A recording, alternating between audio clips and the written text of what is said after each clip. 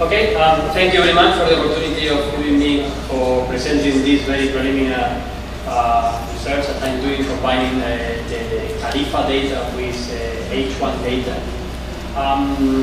As you all know, let's see. We are here just to try to understand galaxy assembly and evolution, and we know it is a challenging problem. We are trying to use the scaling relationship to help in all this procedure. I want to insist that we need this kind of multi-wavelength approach for attack this particular problem, and in particular for the scaling relationship. I have plenty of text, and as we have had some few review talks by Bill this morning and Luca, I'm just going quickly through that. You all know that we have the mass metallicity relationship for the stuff from galaxies, originally discovered through group of galaxies and later using Sloan.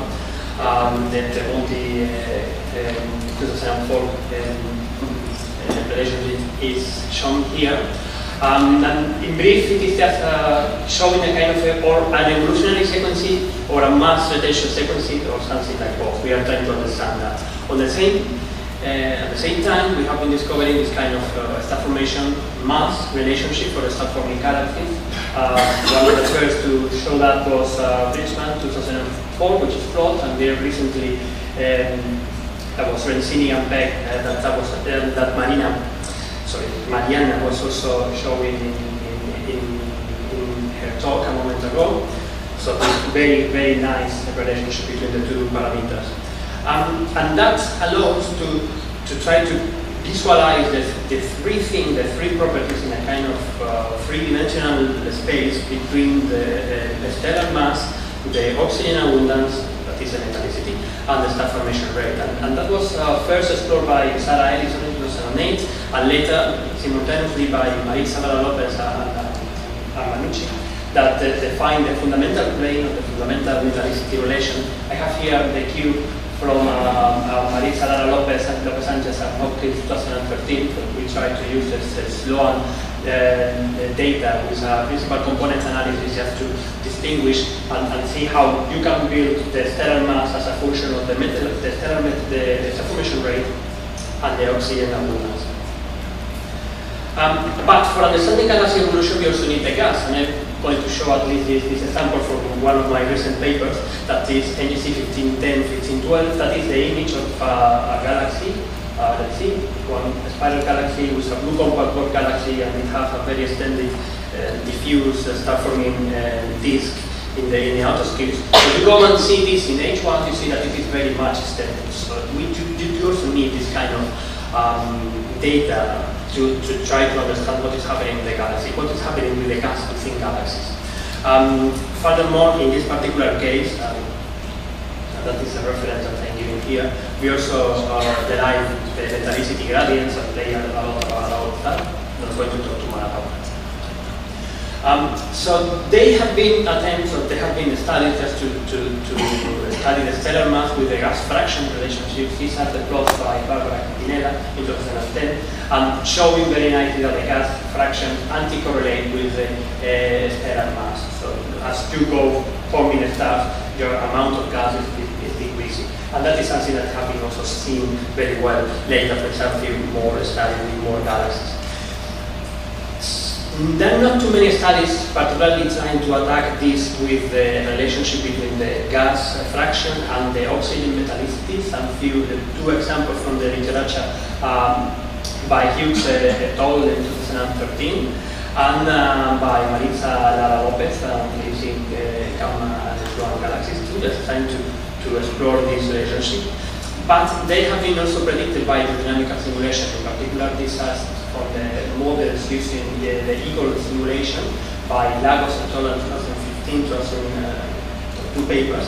And she uses a principal component analysis to define a fundamental plane of star forming between the stellar mass, the star formation rate, and the ratio between the gas and the stars. I mean, the rate, the gas to star ratio.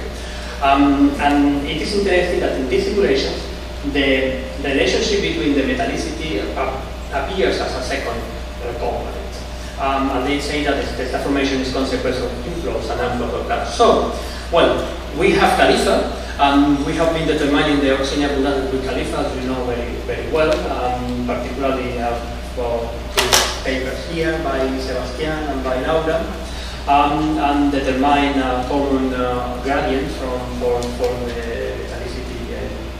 the metallicity, using sometimes the O3 and 2 parameters and the calibration provided by Rafa Marino in 2013, but it also works for other metals, and also there is a common nitrogen over oxygen gradient. So we can use all these database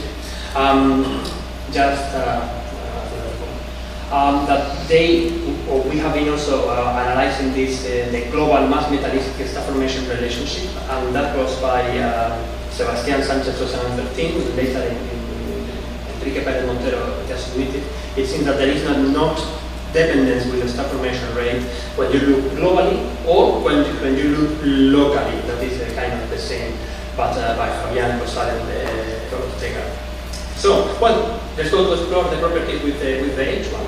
So what I have been doing, or try to, it is just to go to all the Khalifa database, not only the standard one, but the extended, and just look for the H1 data from the literature. So far, I have only searched for 450 galaxies, and I have found 374 that have H1 data. They are very heterogeneous H1 data from different literature. I like a lot that the majority of them, a large fraction, are coming from pieces sprinkle and top closer than 5 because they are corrected for self-absorption of the H1. At the end, right now, I have 368 galaxies for which I have H1 and the oxygen abundance and all the other parameters, the stellar mass and the star formation rate that are coming just from the Khalifas and the collaborators. So we are building this kind of database with all the properties and trying to get and study the contributions. Let me say two quick warnings. First, that we are only measuring the atomic neutral gas, for which we are also including the helium. That is why we have the factor 1.34. But in the neutral, the total neutral should be the atomic plus the molecular. We are missing the molecular part here. It is expected to be important, particularly at high stellar masses. On the other hand, I would like to emphasize the problem with the metallicity, because metallicity is not as trivial to derive as we might think it is. And we are assuming that the metallicity at effective radius is the one that we have to use, but we also have the problem with the absolute oxygen metallicity scale. And I want to emphasize that Khalifa uses empirical calibration using the TS method, and the calibration by Marino, but also similar result with the OMC method of high chemistry by Enrique Pérez Montero's collaborator. And the maximum value that we can get is around 12 plus log OH, around 8.65, which is quite high, quite low in comparison with what other samples, other surveys usually use that are based on the photoionization model from Lisa Keeling in the audience and microbita that usually tend to go to very high metallicities. There's a few always saying about that. But using the stars, Khalifa data, and that's have been shown by Rosa González Delgado, it seems to be quite consistent, the metallicities of the star with the metallicities that I use in the direct method. In the Milky Way, and I also want to emphasize that, using the direct method, there are not any single H2 region for which, using the direct method, we are getting values higher than 8.6. And new photoionization models, particularly those by Doss and 2007, and Christopher Morisset, also in the others, are trying to reproduce, or are able to reproduce the oxygen abundance given by the temperature scale. That also has here a note about the IMF, but let me be sure. So these are my kind of results.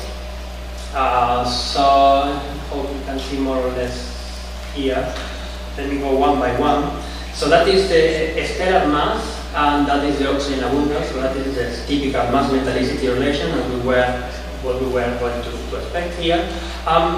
You already in color in this plot see what it is a star formation rate by area. We already see some kind of dependence. On the other hand, we are reproducing also very nicely the star formation rate with the stellar mass. It is already done. But the ones that I want to emphasize are these two, which are considering the gas of the ratio between the gas and the star. So that is the stellar mass, and that is the ratio between the gas and the stars. And you see very nicely how it is the anti-correlation that is going down. And that is similar to what other studies have been doing. And on the other hand, in the x-axis we have the ratio between the gas and the stars, and in the y-axis the oxygen abundance, and you see really how it is going up. I'm getting this kind of higher value. And these lines here are just because I'm quite convinced that the right value of these objects here will be more to the left here, to up here, because we have to include the contribution of the molecular gas. And it is very interesting also to see that there are some very offset objects that are related with galaxy interaction. Also, I have been trying to do a PCA analysis combining the four parameters: the stellar mass, the metallicity, the ratio between the gas and the star, and the star formation rate. That is the covariance matrix that we derived that shows very strongly all these correlations. And these are the four different components that we derived from this analysis. And I also have two cubes here that I am going to show while I'm talking. So the first component, it is considering the stellar mass, the main contribution of the stellar mass, the oxygen abundance, and the gas to star ratio. Not so much, also still a bit nearby, but not that much. So at the end, this component is related with everything, and that is not what Claudia Lagos collaborator was against in their simulations. And the other thing I would like to say is that the second component it is majoritarily taking into account the relationship between the gas and the stars and the star formation rate in these two values here, which are the higher. So perhaps this is in some way related to the speed chemical law. And only these two components are getting almost the 90% of the deviation of these parameters. And these two visualizations that you have been seeing here, it is just in the left showing the mass, the mass, the oxygen abundance, and in vertical the gas of the star ratio. And here it is just the same, the oxygen abundance in here, which is what I did. Oxygen abundance, the stellar mass, and the star formation rate. And it seems that there is a much better correlation with the gas over the stellar mass than with the star formation rate. How much time do I have left? You have just 1 minute. Okay, that's great. So using all of that, we are trying to explore the baryonic mass metallicity relation that is showing that if we have something like that, it is that we have gas accretion during the Galaxian evolution. And I also like this particular plot here that is showing the slope of the metallicity gradients, and with the inclusion of the gas to the gas to stellar ratio, and this part here that is showing the colors with very low oxygen abundance in blue, low abundance, these perhaps are showing again the signature of gas accretion. I'm just quickly going to try to say this in the sense that when we compare with the typical closed box models, and these are all the galaxies, that is the prediction that we should have. But in the case of the Galifa galaxy, for the high mass galaxies, it seems that they tend to have metal poor gas. Why? Galaxies that are in the lower end, they try to be metal rich in gas, which is something in agreement with what we found in the outer space of galaxies that are forming stars in that. So that is actually indicating that there is a metal enrichment, metal loss during galaxy evolution, and later that have been created in dwarf star-forming galaxies and in galaxies outer space, explaining the flattening of the oxygen abundance. I leave my conclusion here. Thank you very much.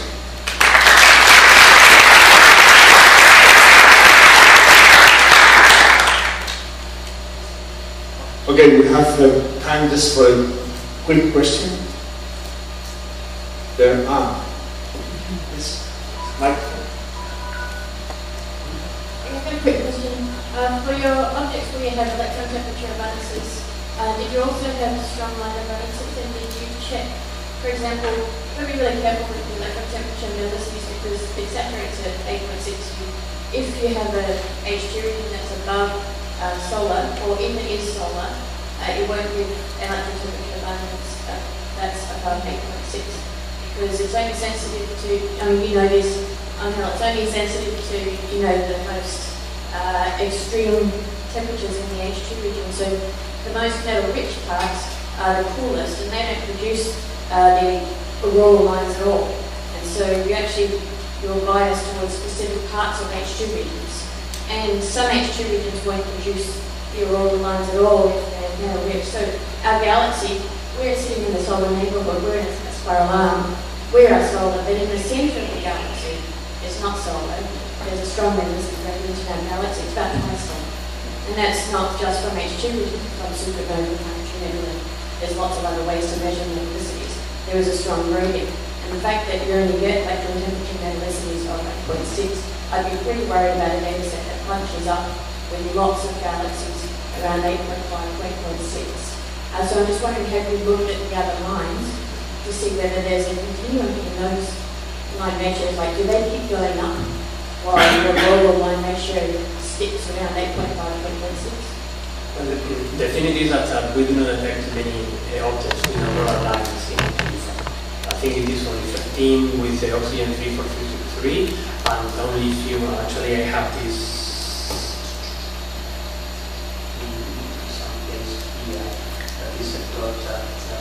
So if you converted from like a strong line metallicity, the ones where you don't see an auroral line, into an auroral line metallicity, it'll be above solar again.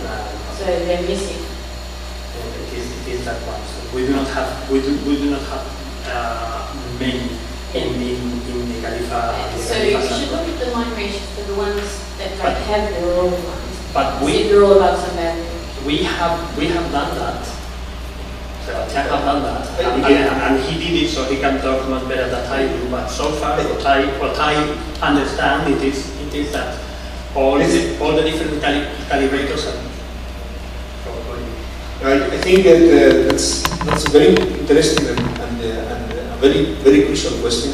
So, but I think it's something that we can sit together and talk about it, because this is just part of the discussion. So we can't solve it with this data set, but what we really need is zoom-in simulations, and you can do a bit of a zoom of individual H2 regions, and then you'd know, right? Then you'd know which parts of the H2 region are producing the auroral lines, which parts are not, and you could measure their temperatures. You could do detailed models of them. Actually, there is a presentation. There's going to be a presentation when Christoph Morris said. When is your presentation? When we make photorealistic models. So they have just before the conference dinner. But stay here. Thursday, he's going to present ad hoc photorealistic models. I think the discussion is more on that particular point than on the result that he has shown. Although, of course, it will affect his results. Yeah, it's got to be really careful. Yeah. So we will focus that day, and we'll try to have more slot time at the moment. Okay. If I can add something personally, I would really like that the oxygen abundance is quite a bit higher, in order that we also have a bit more They would if it wasn't saturated. Sorry, no time. Okay. We'll do that.